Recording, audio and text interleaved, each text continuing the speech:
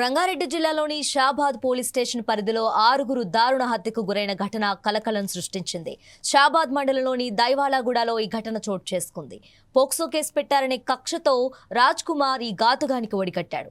దైవాలగూడకు చెందిన పార్వతీ రాజ్ కుమార్ కట్టుకున్న భార్య, 2 కుమారులతో పాటు తనపై పోక్సో కేసు పెట్టిన మైనర్ బాలిక, ఆమె తల్లి లక్ష్మి, నాయనమ్మ రుక్కమ్మలను కత్తితో నరికి చంపాడు. దీనిపై మరింత సమాచారం మా కరెస్పాండెంట్ నరసింహులు అందిస్తారు. రంగారెడ్డి జిల్లాలో దారుణ సంఘటన చోటు చేసుకుంది. చేవేలి నియోజకవర్గం షాబాద్ మండలంలో నరరూప రాక్షసుడు ఉదంతం వెలుగులోకి వచ్చింది.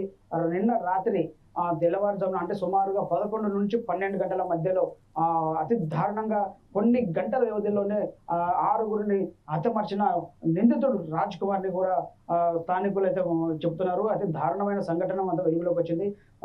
నిందితుడు గతంలో మే 16న పోక్సో కేసులో నిందితుడు జైలుకి వెళ్ళి నెల 15 రోజులు జైల్లో ఉండి వచ్చిన సంఘటన కూడా తెలుస్తుంది.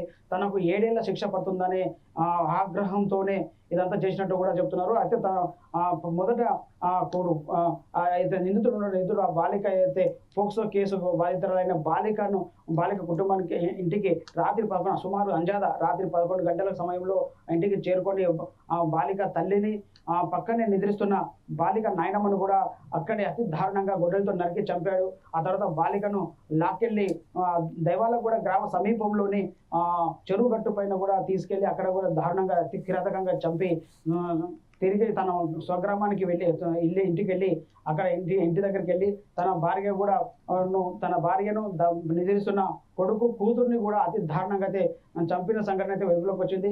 ఈ సంఘటన జరిగిన అనంతరం తను ఫోన్ చేసి తన తల్లిదండ్రులకు ఫోన్ చేసి వివరించాడు. తను 6గురిని చంపినట్లు కూడా ఫోన్లో తల్లిదండ్రులకు చెప్పినట్లు కూడా తెలుస్తుంది.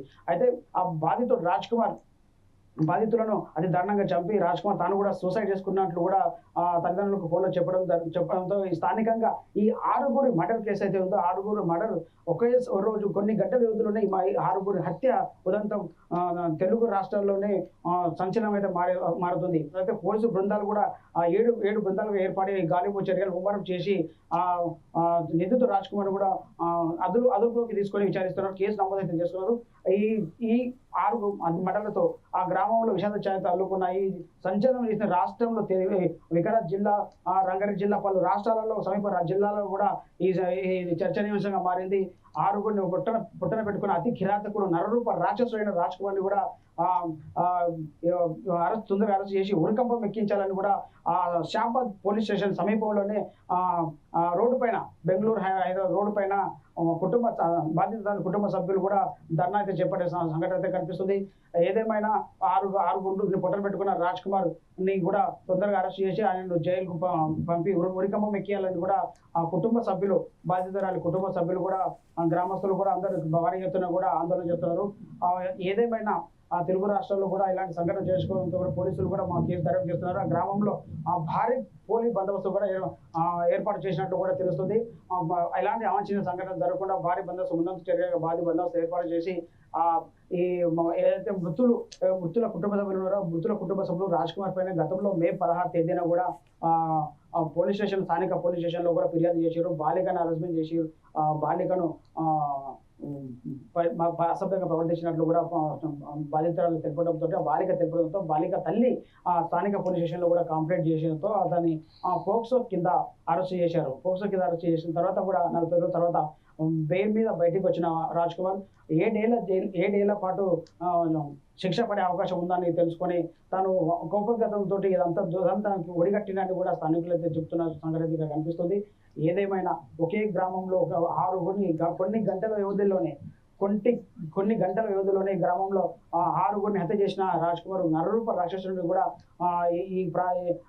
ఇలాంటి సంఘటన ఒక పోక్సో కేసు ఒక కక్ష 6గురిని బలి తీసుకుంది అని కూడా చెప్పవచ్చు.